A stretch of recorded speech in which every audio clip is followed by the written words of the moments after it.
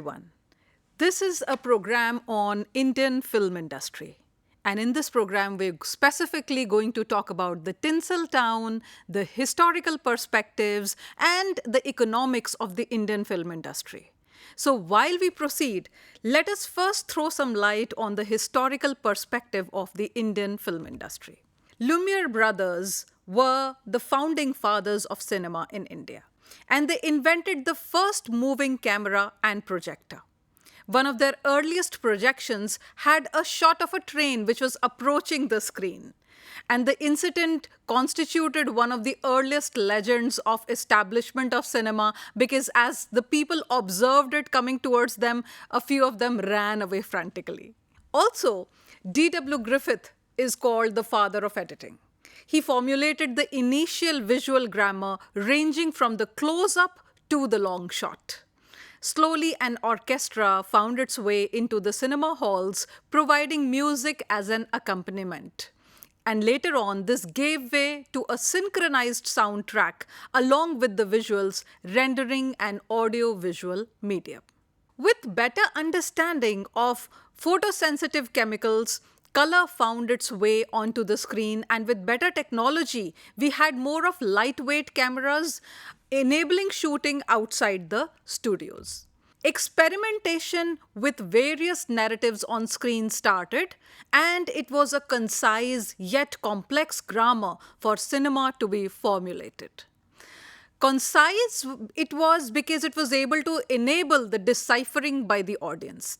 And it was complex as the production process became more and more tedious as the scale of production rose.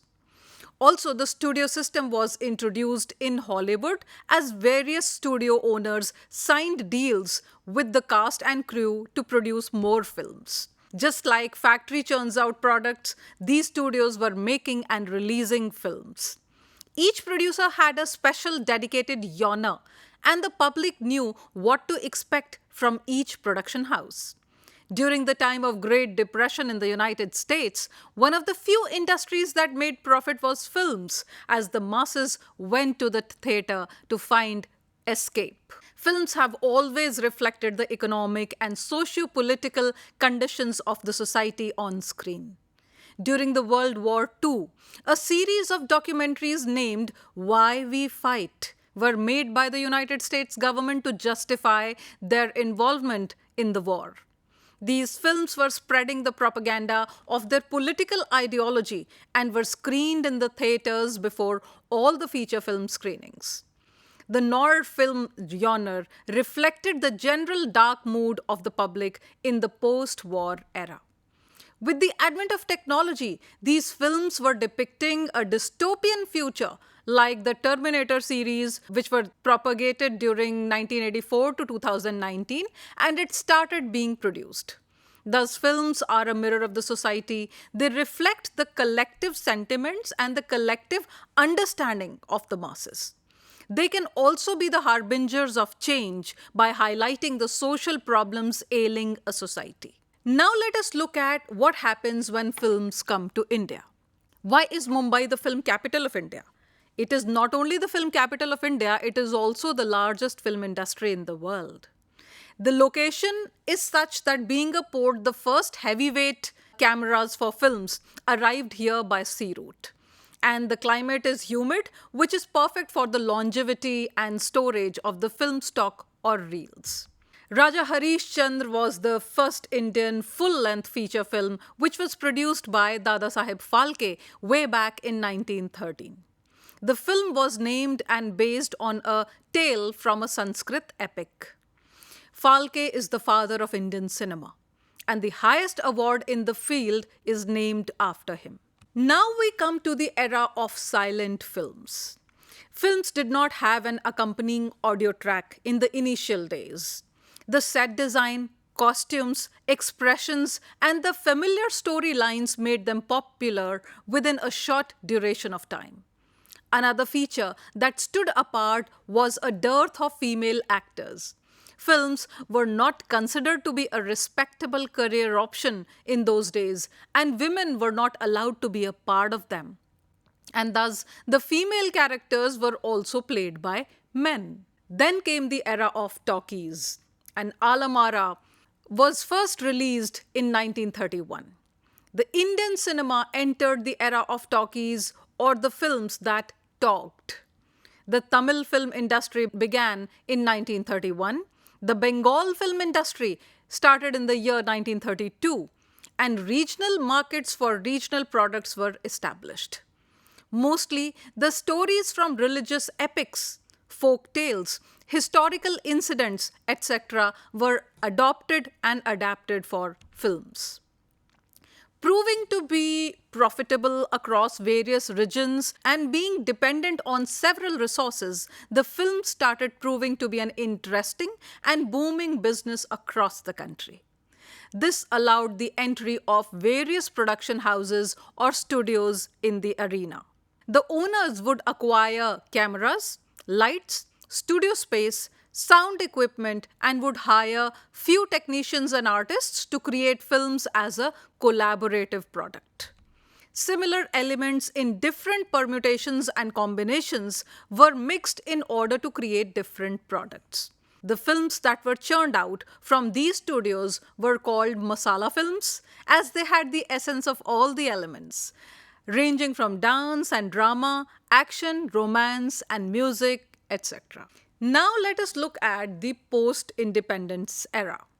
Now, this was the golden era when the restrictions on films and other media were lifted. Branching out into the mainstream had the films catering to the masses, while the parallel industry produced films which were more like any other art. And mainstreaming was more escapist, entertainment focused, and choosing to show multiple dream sequences and stories that ended in a happily ever after. Parallel stream was more realistic, and it chose to depict the realities of life and the way life was in that era. Many films from this era won awards on national as well as international levels. The industry thrived in both art as well as commerce. The subject of the films had also moved away from religious to social commentary. Filmmakers like Raj Kapoor and Guru Dutt made films on various social issues like Shri 420, which came in the year 1955, Jagte Raho, the year 1956, and Pyasa, 1957. There were many more that not only commented on the state of the society, the way things were back then, and the challenges which we were dealing with at that point of time. Then came the era of 70s. The rise of a hero who had shades of grey started during this time. He was facing unemployment, he had turned to crime, and he was living in a city but yet was poor. The films of this era, Janjeer, which was in the year 1973, Diwar, 1975, etc., had an angry young man, immortalized by Amitabh Bachchan, who had to take the law in his hands to bring about a social change. It was also during this time that Mumbai film industry alone surpassed the Hollywood in the number of film productions in a year, thus earning global recognition and a popular title of Bollywood. Come 1980s and we enter the romantic era of films.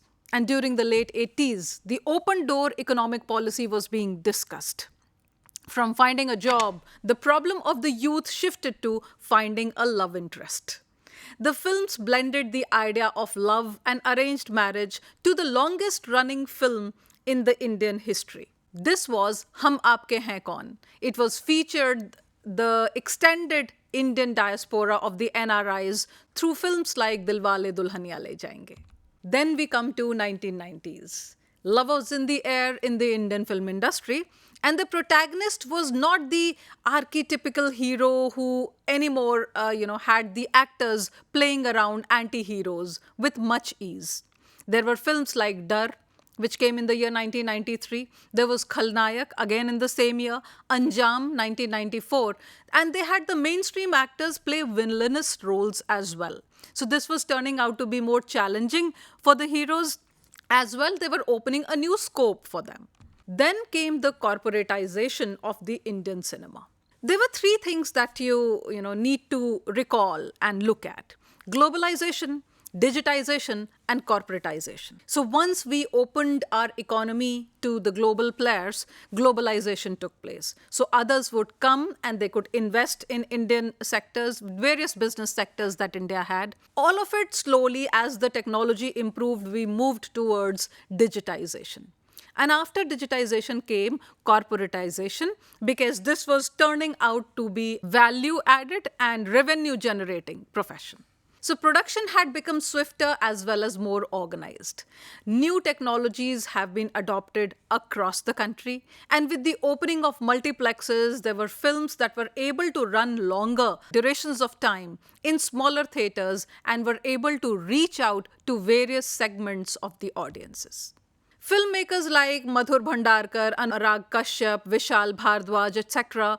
are making films that do not sell like the blockbusters but cater to a niche audiences. So now we are able to give space to all kinds of producers and directors. Those who produce films for niche audiences only, and those who produce more of mass films. Then and now. When we compare the situations, we see that in the time of single screen, the films needed to run for silver and golden jubilee weeks to make money. In today's time, they are released on multiple screens and make greater amount of money on a single weekend. So earlier films turned out to be sleeper hits, making money after gaining publicity through word of mouth. And today, many films get off the screen just after the first week, failing to gather audiences. And now when we look at the economics of Hindi films in this light, we know that the history of Indian cinema is at times considered to be the history of Hindi cinema. Hindi cinema is just a part, a major one though, of Indian cinema. Also known as Indiewood, it is the largest film industry of India. Some data suggests that out of the 1986 films that were released in 2018 in India, 364 were in Hindi and the revenue generated was more than 43% of the total. The industry today competes with the products from the international as well as regional film industry. There were certain reasons for profitability of Hindi films, like increasing the per capita income in the country, higher penetration rate in regional and international markets. So with those two important factors, the profitability of Hindi films increased. After this, let us look at the language and other elements of films. While the major language is colloquial Hindi, Urdu, English and Punjabi also play an important role in the lyrics, in the music, and the depiction of cultures which are represented on screen. At times, regional accents and dialects will also feature, and they can invoke a geographical setup as well. The style and language is usually melodramatic, which means it heightens the drama using various kinds of tropes. Now let us look at what film tropes are. These are the thematic storytelling devices which are able to communicate something figuratively to an audiences. They can be something as simple as an object with symbolic meaning, or something as complicated as an action with referential meaning. So this is a universally identified image which is imbued with several layers of contextual meaning, and thus it helps in creating a new visual metaphor. Now, tropes are also make-believe. Say, for example, Rohit Shetty's films show that cars are highly inflammable and catch fire at the drop of a hat. Now, with a silencer on the gun, there is absolutely no sound to the extent that nobody around can hear. Sometimes misnomers that are propagated in films are repeated so many times in multiple films that they are believed to be true. That is how tropes become make-believe. Now, talking about the other elements of films, the films usually have a song and dance routine, at times few songs just for the publicity, known as item dances. These songs are sometimes there to attract the audiences, and they also provide a different segment than the intended one through the titillation that they provide. Thus, the soundtrack is released before the film and is used in promos as well. It is also widely assumed that if music of a film proves to be a hit, the film automatically will be a hit and will follow suit. Now, the dance routines are shot lavishly with a number of background dancers that come on the camera. Then at times the location chosen will be outside India so as to provide a visual variety to the audiences. And at times the background dancers will be of foreign origin to make the visual look more exotic. So you can imagine the kind of revenue that is generated when a film is produced if we are putting in so much efforts in creating the visual variety in a film. The advertising earlier was done through radio ads and billboards. Later, with the entry of television, the medium started hosting filmy songs in Chitrahar, and trailers of films were also shown during the stipulated time slots. Then there was also greater involvement of folk arts. Ranging from local puppets to singers to dance forms, cinema as an art derived a lot from existing performative, visual, creative, and literary arts. There was impact on other film industries. Be it official remakes or copies, Indian filmmakers have found inspiration in every corner of the world, ranging from the United States to European to Korean cinema. And this will definitely follow up with more of such lectures. Thank you very much.